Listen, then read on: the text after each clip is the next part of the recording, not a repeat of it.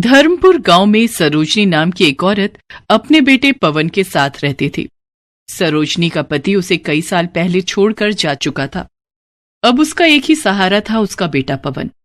सरोजनी अपने बेटे को पढ़ा लिखा कर एक बड़ा आदमी बनाना चाहती थी, इसलिए वो लोगों के घरों में कामकाज करके पैसा कमाती थी। अपनी माँ को दिन रात इतनी मेहनत करती देख एक दिन पवन अपनी माँ से कहता है, माँ, तुम लोगों के घर घर जाकर काम करती हो, ये मुझे बिल्कुल अच्छा नहीं लगता। मैं पढ़ाई छोड़कर कुछ काम ढूंढ लेता हूँ। नहीं मेरे बच्चे, मैं खुद चाहे कितना भी कष्ट उठा लूं, पर तू अपनी पढ़ाई मत छोड़ना। भगवान करे तू पढ़ लिख कर बहुत बड़ा आदमी बने, तेरी बहुत अच्छी नौकरी लग जाए। मुझे तो बस उसी दिन का इंतजार है। पवन हनुमान जी का बहुत बड़ा भक्त था। वो दिन रात हनुमान जी की पूजा करता रहता था। एक दिन वो हनुमान जी के मंदिर में बैठकर प्रार्थना कर रहा होता है तो उनसे हाथ जोड़कर कहता है, बजरंगबली जी, माँ तो मेरी कोई बात नहीं सुनती। मैंने उनको कितना कहा कि अब तुम काम करना बंद कर दो, पर वो मानने को तैयार ही नहीं। अब आप ही बताओ मैं क्या करूं? पवन को पूरा विश्वास था कि बजरंगबली उसकी माँ को समझा देंगे। ऐसे ही समय बीतता गया और पवन ने भी अपनी ग्रेजुएशन की पढ़ाई पूरी कर ली। फिर वो नौकरी की तलाश में लग गया। वो सुबह उठकर हनुमान जी के मंदिर में जाकर पूजा पाठ करता, उसके बाद नौकरी की तलाश में निकल जाता। लेकिन सारा दिन भटकने के बाद भी उसे कहीं नौकरी नहीं मिलती। फिर वो निराश होकर घर वापस लौट आता। एक दिन उसे उदास देखकर सरोजनी ने कहा, पवन बेटा, तू इतना उदास क्यों है? आज नहीं तो कल तुम्हें नौकरी जरूर मिलेगी। हाँ, मैं कुछ दिन नौकरी की तलाश और करूंगा, लेकिन अगर फिर भी कहीं मुझे नौकरी नहीं मिली तो फिर मैं मेहनत मजदूरी ही कर लूंगा। नहीं बेटा, मैंने तुझे मजदूरी करने के लिए थोड़ी ही इतना पढ़ाया लिखाया है। तू कोशिश करता रहे, एक दिन सब ठीक हो जाएगा। अगले दिन सवेरे जल्दी उठकर पवन फिर से नौकरी की तलाश में निकल पड़ता है। अपने घर से कुछ दूर चलने पर ही उसे अपने स्कूल के पुराने मास्टर जी मिल जाते हैं। नमस्कार मास्टर जी, कैसे हैं आप? मैं बिल्कुल ठीक हूँ पवन, तुम बताओ तुम कैसे हो? अच्छा, वैसे तुम कहीं जा रहे हो? मैं तो तुम्हारे घर ही आ रहा था। हाँ मास्टर जी, मैं नौकरी की तलाश में निकला हूँ। खैर आप बताइए, आपने कहा आप मेरे घर ही आ रहे थे, कुछ काम था क्या? हाँ बेटा, पास के ही अयोध्या गांव में एक मास्टर जी पढ़ाते थे, लेकिन अब वो रिटायर हो चुके हैं। उनकी जगह पर कोई नए मास्टर जी आने वाले थे, लेकिन वो आ नहीं पाए। अगर तुम एक हफ्ते तक उस स्कूल के बच्चों को पढ़ा सको तो प्रिंसिपल से कहकर तुम्हारी नौकरी परमानेंट करवा सकता हूँ। तुम्हारी माँ की हालत देखकर मुझे तुम्हारा ख्याल आया और मैंने तुमसे बिना पूछे ही तुम्हारी बात प्रिंसिपल से कर ली है। अब तुम मेरी जुबान का मान रखो और अच्छे से उस स्कूल में जाकर बच्चों को पढ़ाना शुरू कर दो। ये सुनकर पवन बहुत खुश होता है।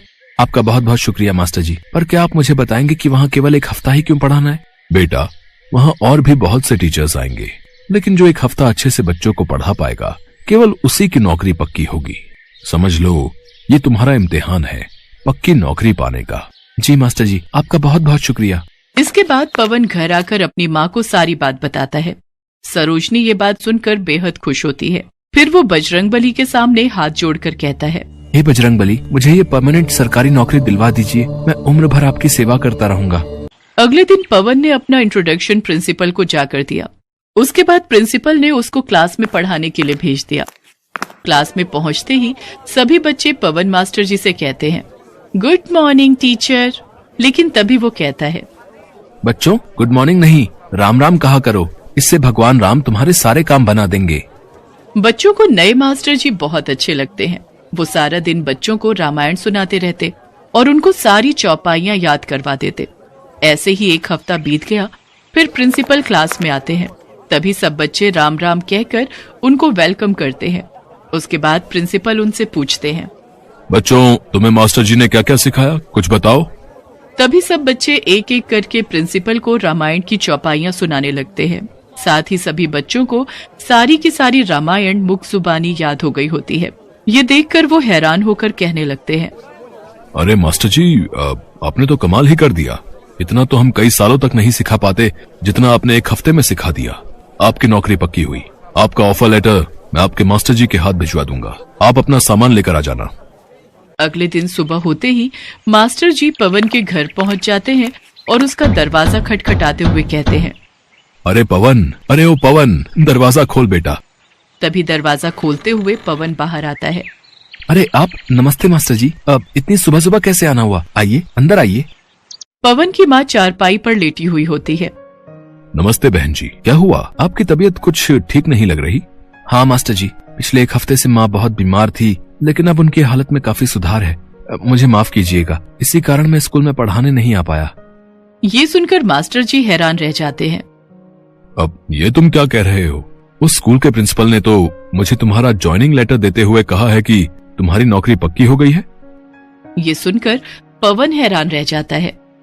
उन्होंने मुझसे कहा कि पवन ने बच्चों को इतना अच्छा पढ़ाया जैसे कि आज तक कोई पढ़ा ना सका।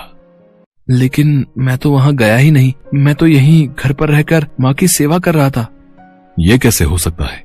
प्रिंसिपल साहब ने तो खुद मुझसे कहा है कि पवन ने तो बच्चों को राम नाम की बहुत अच्छी शिक्षा दी है। सभी बच्चों को चौपाइयां और रामायण याद हो गई है। पर मेरी समझ में नहीं आ रहा कि जब तुम नहीं गए तो वहां तुम्हारी जगह कौन गया था, और अब तो तुम्हारी नौकरी भी पक्की हो गई। ये सुनते ही पवन रोने लगा और रोते हुए कहने लगा, ये काम तो मेरे बजरंगबली ही कर सकते हैं। राम नाम की शिक्षा वही दे सकते हैं, और अपने भक्त को जब मुसीबत में पड़े देखा तो उसकी सहायता के लिए स्वयं ही आ गए। ये कहकर वो हनुमान जी की मूर्ति के सामने रोने लगता है। तभी सरोजनी उससे कहती है, मेरे बच्चे, हनुमान जी ने तेरी सारी परेशानी दूर कर दी। उन्होंने तुझे तेरी मेहनत का फल दे दिया मेरे बच्चे। मास्टर जी ये सब देखकर हैरान रह गए और वो पवन से कहने लगे, पवन बेटा, बजरंगबली स्वयं तेरी सहायता के लिए दौड़े दौड़े चले आए। उनकी तुझ पर बहुत कृपा है। अब तो उनका नाम लेकर कल से नौकरी पर लग जा। अगले दिन सुबह सुबह पवन मंदिर गया और हनुमान जी का जप करने लगा। उसके बाद वो स्कूल जाकर अच्छे से बच्चों को पढ़ाने लगा। इसके बाद वो हर रोज स्कूल जाने से पहले और आने के बाद हनुमान जी के मंदिर जरूर जाता और वहां बैठकर ध्यान लगाता। इसके बाद उनके अच्छे दिन आ गए। सरोजनी ने भी काम छोड़ दिया। अब उन्हें किसी चीज की कोई कमी न थी। सरोजनी और पवन अच्छे से अपनी जिंदगी व्यतीत करने लगे।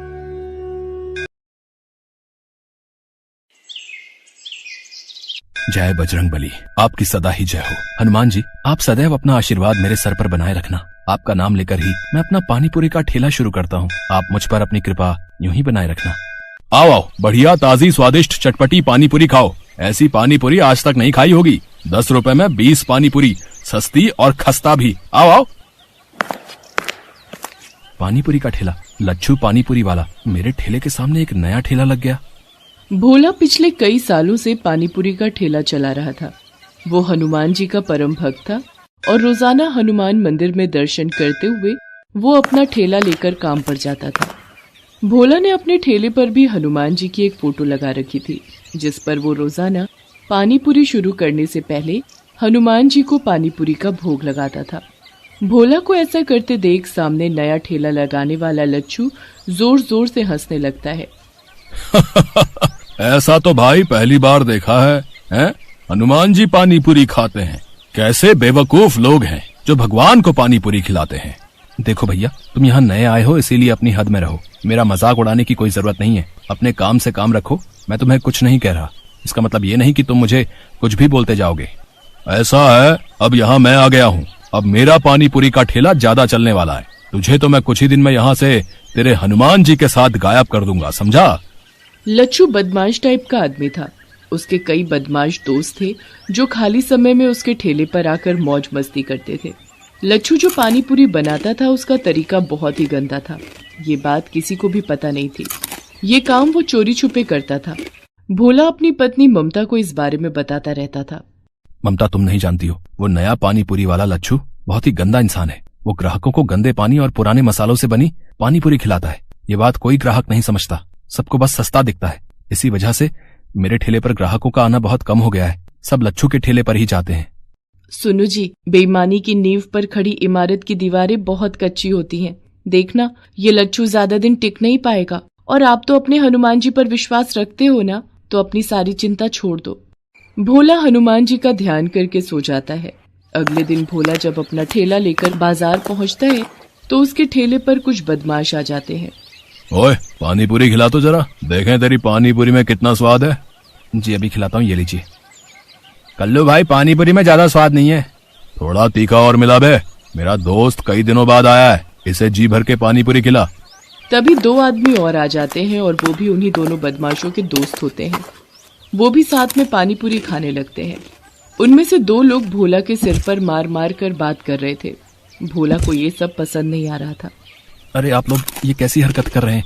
खिला तो रहा हूँ, इंसान हूँ, कोई मशीन नहीं। खिलाने में समय तो लगता ही है। अब आप 4, मैं 1 खिलाने वाला। चलो भाई चलते हैं, बस कर बे। अरे अरे कहाँ जा रहे हो? मेरे पैसे तो दे जाओ। कौन से पैसे? अरे तुम लोगों ने जो पानी पूरी खाई है, मैं उसके पैसे मांग रहा हूँ। हमसे पैसे मांगेगा? जा नहीं देते। बोल क्या कर लेगा? ये क्या बदतमीजी है? तुम तो गुंडागर्दी कर रहे हो। मेरी मेहनत की कमाई है, वो तो तुम्हें देनी ही पड़ेगी। साले हमसे पैसे मांगता है, अभी तुझे बताते हैं। चारों बदमाश भोला को बुरी तरह पीटने लगते हैं और उसका पानी पूरी का ठेला पूरा तोड़ देते हैं। सामने खड़ा लच्छू पानी पूरी वाला जोर जोर से हंस रहा था। और मारो, आज के बाद इसे पानी पूरी बेचने के लायक ही मत छोड़ना। आसपास से जाते हुए लोग बदमाशों से इतना डर गए थे कि कोई भी भोला की मदद को नहीं आया। बदमाश लच्छू के दोस्त थे। वो जब वहां से चले गए तब एक व्यक्ति ने भोला की मदद की और उसे रिक्शा पर बिठाया। भोला लहूलुहान घर पहुंचा। उसकी हालत देखकर ममता घबरा गई और उसे डॉक्टर के पास ले गई। भोला के हाथ पैरों में बहुत चोट थी।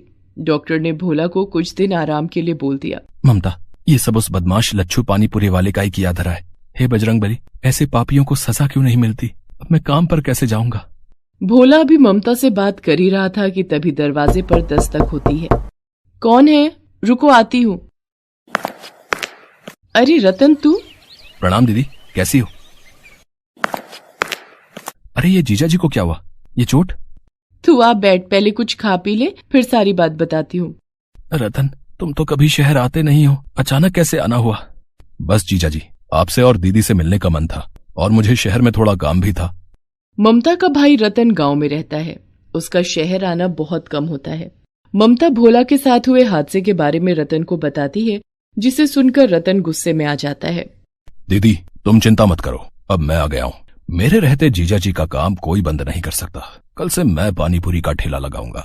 देखता हूँ किसमें हिम्मत है जो मुझे वहां से हटा दे। रतन की बात सुनकर ममता और भोला पहले तो थोड़ा घबरा जाते हैं, पर रतन उन्हें समझा देता है। अगले दिन रतन पानीपुरी का ठेला लेकर बाजार पहुंचता है। लच्छू पानीपुरी वाला भोला की जगह रतन को ठेला लगाते देख हैरान रह जाता है। ओहो, तुम कौन हो भाई, जिसमें इतनी हिम्मत आ गई जो मेरे सामने पानीपुरी का ठेला लगा लिया? मेरा नाम रतन है और भोला मेरे जीजा जी हैं। अब से मैं उनकी जगह यहाँ पानीपुरी का ठेला लगाऊंगा। भोला के तो हाथ पैर तुड़वाकर मैंने यहाँ से हटवा दिया, अब तेरा भी यही हाल करवाऊं क्या? है हिम्मत तो मेरे ठेले को हाथ लगा कर दिखा। अभी अपने दोस्तों को फोन करता हूँ। हाँ। रतन ग्राहकों को पानीपुरी खिलाने लगता है। इतनी देर में लच्छू उन्हीं बदमाशों को बुला लेता है। ये रहा भोला का साला रतन, इसे भी इतना मारो कि ये भी खटिया पकड़ ले। अरे मेरे हाथ को क्या हुआ?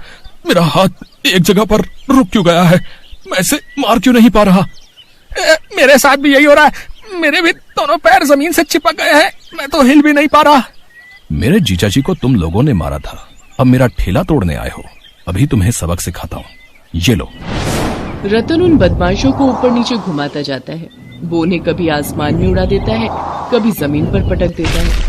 रतन वास्तव में कोई और नहीं बल्कि हनुमान जी थे, जो भोला की सहायता के लिए धरती पर आए थे। वो तो बदमाशों को सबक सिखाना चाहते थे ताकि वो दोबारा कभी भोला को परेशान न कर सके, और ऐसा ही हुआ। बदमाश डर कर वहां से भाग गए। रतन गुस्से में लच्छू के ठेले पर जाता है। उसे देखकर लच्छू घबरा जाता है और माफी मांगता है। मुझे माफ कर दो रतन, मुझसे गलती हो गई। मैं आज के बाद कभी भी भोला को परेशान नहीं करूंगा। मेरा ठेला मत तोड़ना। मेरे घर में मेरी बीवी और बच्चे हैं। मैं इसी रोजगार के सहारे अपना घर चलाता हूँ। घबराओ नहीं, मैं तुम्हारे साथ ऐसा सलूक नहीं करूंगा जैसा तुमने किया। मैं तो बस तुम्हें समझाने आया हूँ। हमेशा याद रखना, दूसरों से ईर्ष्या करके कुछ नहीं मिलता, अपना ही नुकसान होता है। इसलिए अपने काम में मन लगाओ, दूसरों को मत देखो, वरना पापियों को दंड देते भगवान को देर नहीं लगती। उस दिन के बाद लच्छू ने अपने काम में ध्यान लगाना शुरू कर दिया। रतन लच्छू के सामने ही ठेले पर पानीपुरी बेचता था। रतन की पानीपुरी लोगों को इतनी स्वादिष्ट लगती थी कि लोगों की भीड़ बढ़ती चली गई। रतन कुछ महीनों तक वहीं रुका। रतन ने काफी पैसे जोड़ लिए थे। वो पैसे उसने भोला के हाथ में दिए। जीजा जी, ये पानीपुरी की कमाई के रुपए हैं। अब आप इन रुपयों से अपनी एक दुकान और मकान खरीद सकते हो। मैं कल सुबह ही गांव वापस चला जाऊंगा। आपकी तबीयत में भी अब सुधार है और मेरा काम भी यहाँ पूरा हो चुका है। रतन, तुमने सचमुच मेरी बहुत मदद की है, मानो हनुमान जी ने तुम्हें मेरी सहायता के लिए भेज दिया हो। भोला की बातों को सुनकर रतन मुस्कुरा देता है। इतनी देर में ममता को एक फोन आता है। हेलो दीदी, कैसी हो? पता चला जीजा जी का एक्सीडेंट हो गया था। मैं कल सुबह माँ के साथ उन्हें देखने आ रहा हूँ। ठीक है, मैंने सोचा मैं तुम्हें बता दूं। अगर फोन पर रतन है तो सुनो जी, ये कौन है? ममता को घबराता देख हनुमान जी अपने असली रूप में आ जाते हैं। उन्हें सामने खड़ा देख भोला और ममता दोनों की आंखों में आंसू आ जाते हैं। प्रभु, आप मेरी मदद को आए। आपकी महिमा अपरंपार है प्रभु। भोला, तुम्हें तो पता ही है, जब भी कोई भक्त सच्चे हृदय से मेरी पूजा और उपासना करता है, मैं उसकी मदद के लिए अवश्य आता हूँ। तुम मेरे सच्चे भक्त हो। हमेशा ऐसे ही ईमानदारी और मेहनत से काम करते रहना। मेरा आशीर्वाद सदैव तुम्हारे साथ है। इतना कहकर हनुमान जी अंतर ध्यान हो गए। भोला ने उन रुपयों से एक दुकान और एक मकान खरीद लिया और अपनी पत्नी ममता के साथ खुशी खुशी जीवन बिताने लगा।